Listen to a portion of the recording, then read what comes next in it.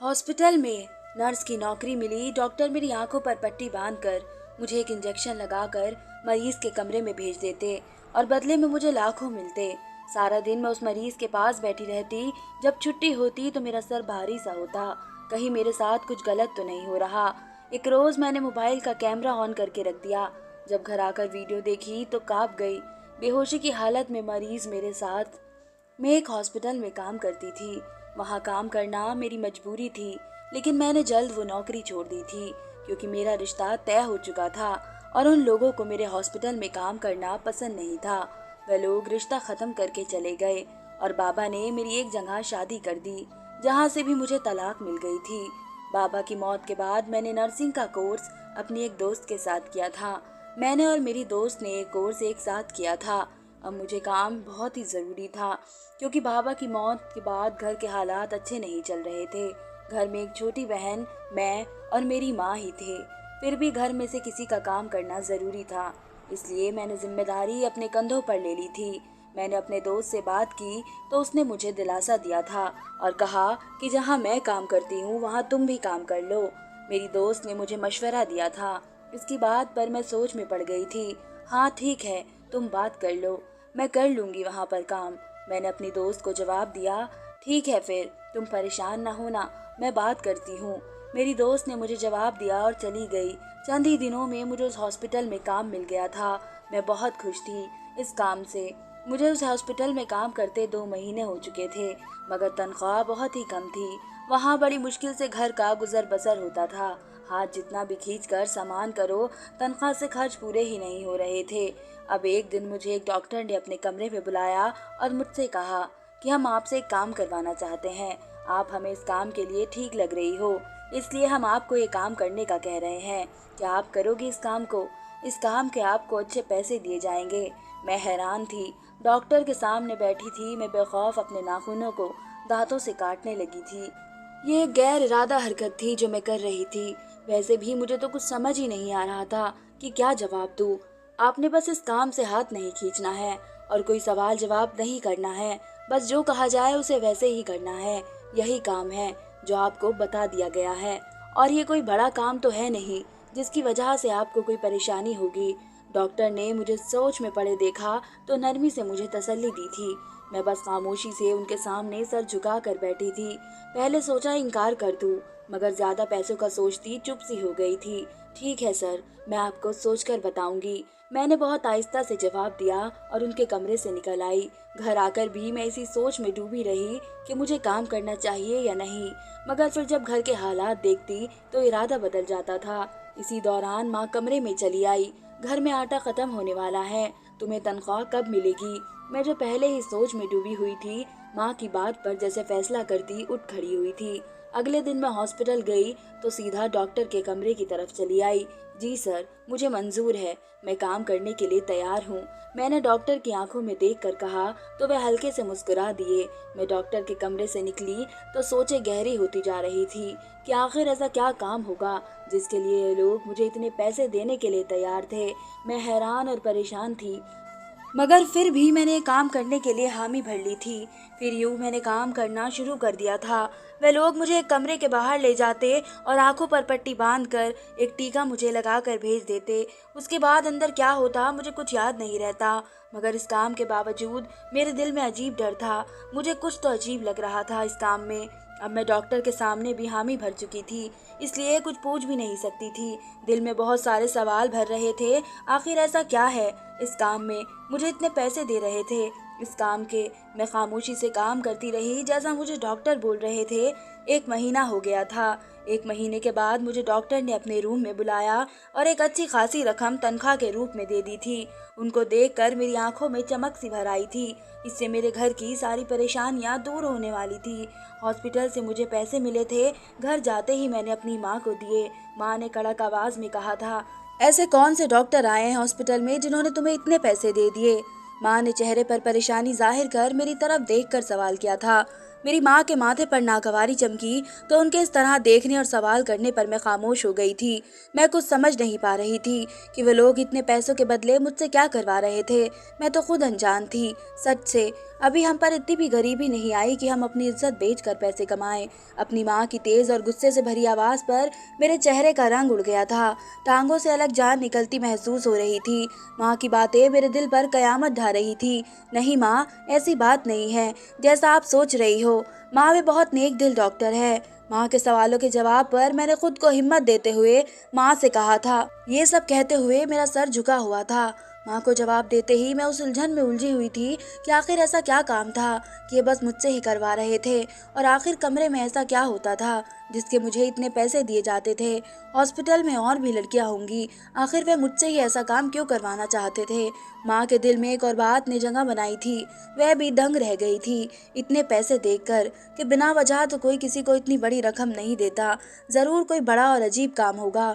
अब मैं उनको क्या समझाती जब खुद कुछ पता नहीं था। मैंने बोला वो गरीब लोगों की मदद करते हैं। मैं इस काम के लिए उनको ठीक लगी हूँ, इसलिए मुझे चुना था। इस काम के लिए। मैंने माँ के चेहरे से नजर चुराते हुए अपने आंसू पर काबू पाकर जवाब दिया, मगर माँ की आंखों में अपने लिए सब देखकर मेरा पूरा वजूद पसीने से भीग गया था। सच सच बता दो, कहीं ये पैसे गलत तरीके से तो हासिल नहीं किए। माँ की आंखों में शक गहरा होता जा रहा था। मैं हड़बड़ा कर सीधी हुई थी। नहीं माँ, ऐसी तो कोई बात नहीं है। मैंने अपनी सफाई देते हुए कहा था। देखो बेटा, हम गरीब जरूर है मगर बेगैरत नहीं। मुझे उम्मीद है तुम कभी कोई ऐसा काम नहीं करोगी जिससे हमारा सिर शर्म से झुक जाए। माँ को मेरी हर बात झूठ लग रही थी। मुझे समझ नहीं आ रही थी मैं माँ को कैसे यकीन दिलाऊं कि मैं कोई गलत काम नहीं कर रही। मैंने कोशिश तो बहुत की थी कि माँ को अच्छी तरह यकीन दिला दूं, मगर मैं ये भी जानती थी कि अब वह मेरी कोई बात नहीं मानेगी। मैंने उनकी किसी बात का कोई जवाब नहीं दिया और कमरे से बाहर आ गई थी। मैं जानती थी मेरी माँ मेरे जवाब पर भरोसेमंद नहीं हुई थी। उनकी आंखों में मेरे किरदार को लेकर शक था। ये देखकर मेरे दिल की धड़कन तेज रफ्तार से धड़क रही थी। फिर ये ख्याल आया कि उन पैसों की वजह से मेरी माँ ने मेरे किरदार पर शक किया था, तो ज़रूर काम में कुछ तो गड़बड़ होगी ना, क्योंकि मैं बोली थी। लेकिन मेरी माँ ने दुनिया देखी थी। अब मेरे दिमाग में एक और ख्याल आया था कि मैं कोई गलत काम करके पैसे कमा रही हूँ। अगली रोज मैं कमरे में खड़ी अपनी दोस्त से बात कर रही थी कि अचानक से माँ आ गई। उनके आते ही मैंने जल्दी से मोबाइल बंद कर दिया। मेरे पास एक छोटा सा मोबाइल था जिस पर मैं अपनी दोस्त से बात कर लेती थी। मुझे अचानक फोन बंद करते देखा तो माँ ने सवाल किया और अजीब सी नजर से देखते मुझसे कहा, क्या हुआ, किससे बात कर रही थी। मैंने जैसे ही कॉल बंद की माँ बोली थी। फिर मैंने फोन जल्दी से बंद कर देने पर मेरी माँ के दिल में शक और बढ़ गया था। मैं चुप सी रह गई। अब माँ को क्या बताती, मैं तो खुद अनजान थी। अगले दिन वह डॉक्टर जिसने मुझसे काम करने को कहा था, उसने एक दिन मुझे अपने कमरे में बुलाया।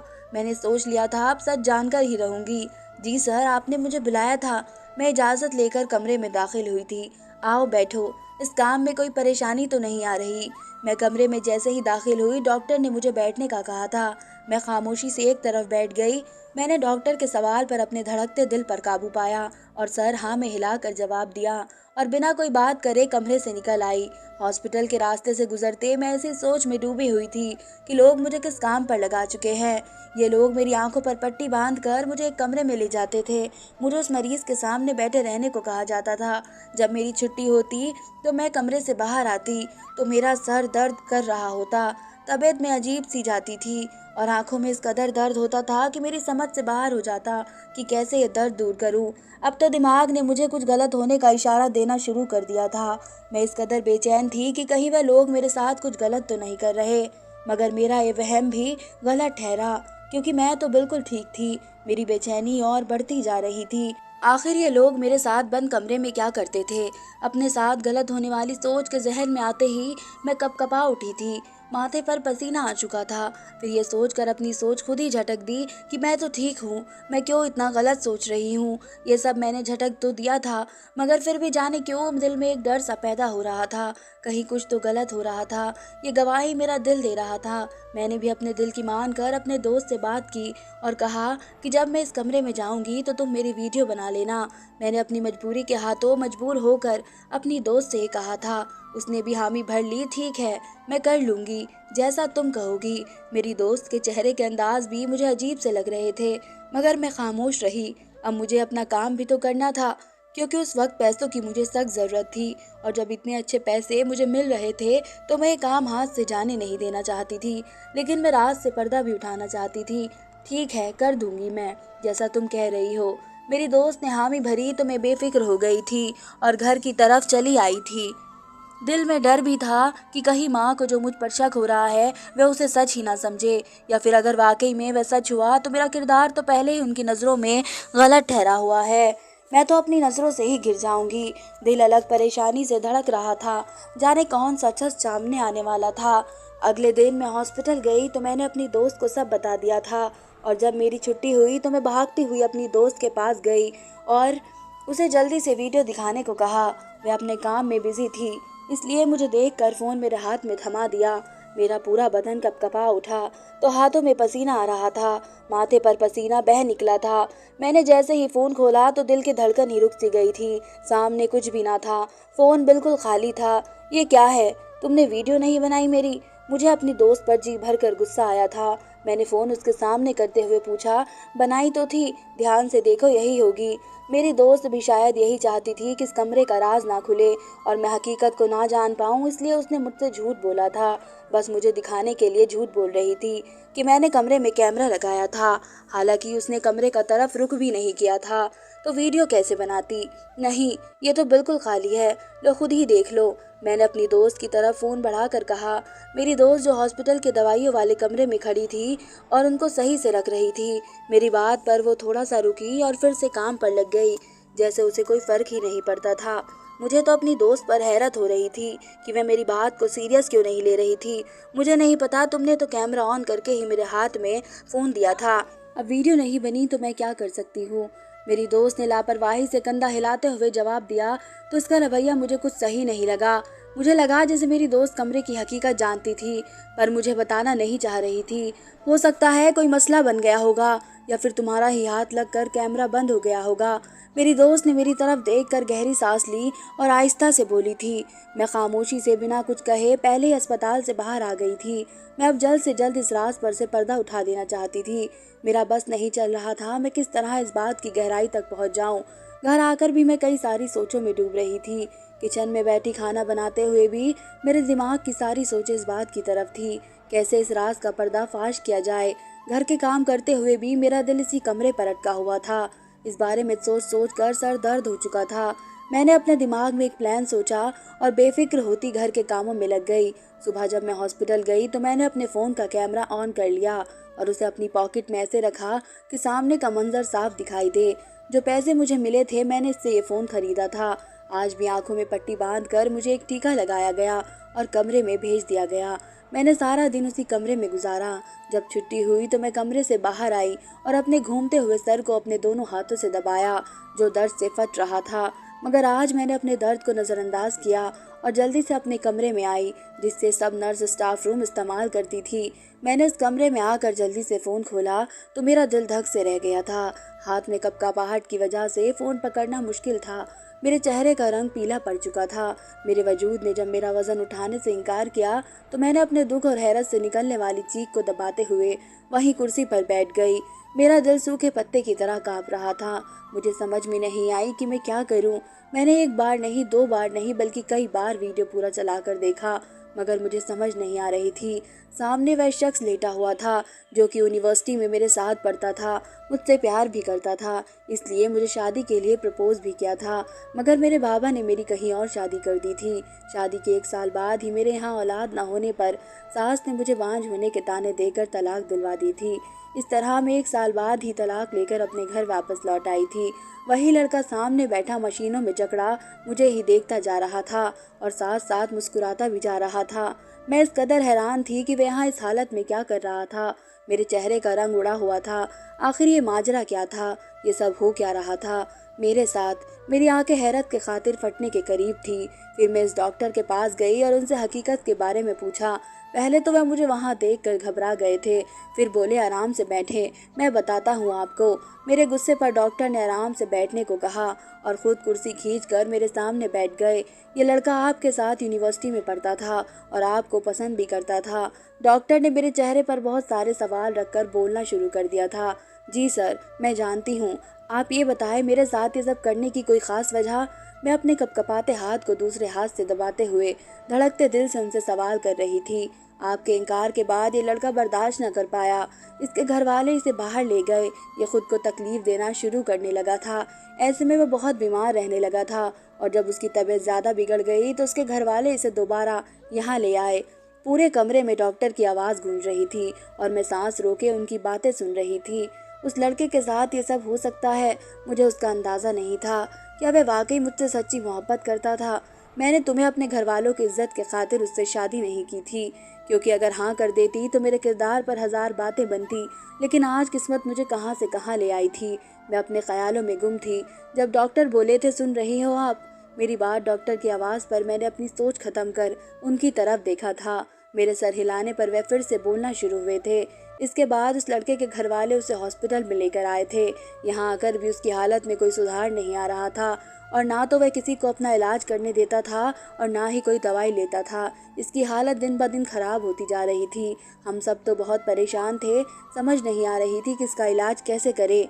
हमसे ये लड़का संभालना मुश्किल हो रहा था। नींद की दवा देकर भी हमने कोशिश की थी, लेकिन मैं था कि अपने साथ कुछ गलत करने वाला था। बड़ी मुश्किल से उसे रोका था और फिर हमें पता लगा कि इत्तेफाक से आप भी यही काम कर रही थी। जब आप किसी काम से उसके कमरे के दरवाजे के पास से गुजर रही थी तो वह दीवानों की तरह पागल हो गया और आपकी तरफ लपकने लगा था। तब हमें पता चला कि उसका इलाज हमारी दवाइयाँ नहीं बल्कि आपकी मौजूदगी थी। डॉक्टर की बातें सुनकर मेरा रुआ रुआ काँप चुका था। अब मुझे शिद्दत से पछतावा हो रहा था कि मैंने तब उस लड़के की बात क्यों नहीं मानी। अगर तब मैं उसकी बात मान लेती तो शायद अब उसकी यह हालत ना होती और मैं भी खुशहाल रहती। मुझे इसका दिल तोड़ने पर अफसोस हो रहा था, मगर अब क्या कर सकते थे। वह लड़का मेरी वजह से बहुत दुख और तकलीफ उठा चुका था। जब उसकी हालत और आपसी मोहब्बत की कहानी का हमें पता लगा, तब हमें उसके इलाज के लिए आपको नींद का टीका लगाकर और आंखों पर पट्टी बांधकर इसके कमरे में भेजना शुरू कर दिया। जब आप बेहोशी की हालत में वहाँ पड़ी रहती तो वह दीवाना आपको ही देखता रहता और अपना इलाज भी करवाना शुरू कर चुका था। वह आपसे प्यार नहीं बल्कि सच्चा इश्क करता है और उसका गवाह सिर्फ मैं नहीं बल्कि यहाँ इस हॉस्पिटल में मौजूद हर इंसान है। और इस काम में हमारी मदद आपकी दोस्त ने की थी। इतना बोलकर वह खामोश हो चुका था और मैं ये सोच रही थी कि मैं भी कितना गलत सोच रही थी। हालांकि ऐसा कुछ नहीं था। अब जब सारी बातें साफ हो चुकी थी, डॉक्टर के खामोश होने पर मैं कितनी देर उनका फिर से बोलने का इंतज़ार करती रही, मगर काफ़ी देर के बाद जब वे कुछ ना बोले तो मैं खामोशी से उठी और उनके कमरे से बाहर निकल आई थी।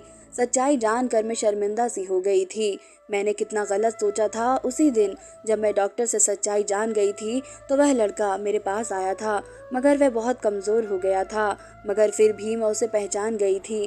फ़ोन में उसे देखकर पहले तो मैं परेशान हैरान हो गई थी। आपको बुरा न लगे तो मैं आपसे कुछ कहना चाहता हूँ, उस लड़के ने मेरे सामने आते हुए चहचहाते हुए कहा था, जबकि उसे अचानक अपने सामने देखकर मैं शर्मिंदगी से सर झुका गई थी। आपका क्या कहना है? मैंने अपने आप को बड़ी मुश्किल से संभाला था, वरना जो मेरा हाल था उस लड़के के सामने मैं ही जानती थी। क्या आप मुझसे शादी करेंगी? उसने मुझे ये बात बताते हुए पूछा। मेरी तो पहले ही सोच जानकर टांगें काँप रही थी। इसकी बात सुनकर मैं हिल गई थी। मेरे दरवाजे की तरफ बढ़े हुए हाथ की कपकपाहट ने मैं सोचकर कमरे से निकल गई। कमरे से निकलते हुए मैंने उसके चेहरे पर पैदा होने वाली चमक देखते ही देखी तो मेरे सर से जैसे एक बोझ उतर गया था।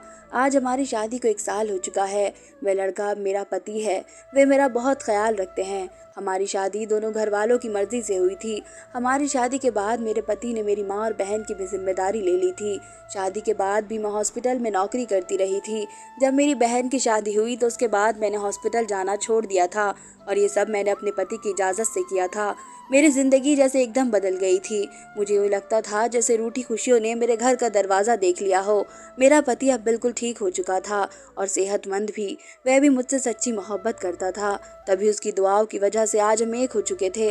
उसने कोई गलत राह ना चुनी थी, बल्कि रब ने उसकी चाहत देखते उसकी दुआ कबूल की थी। वह मुझसे बहुत प्यार करता है। मैं उसका साथ पाकर खुद को खुशकिस्मत समझती हूँ।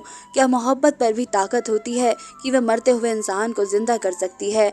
क्या ये सच है? आप मुझे कमेंट बॉक्स करके बता सकते हैं। अगर आपको मेरी ये वीडियो अच्छी लगी है तो मेरे चैनल को सब्सक्राइब करना ना भूलें। धन्यवाद।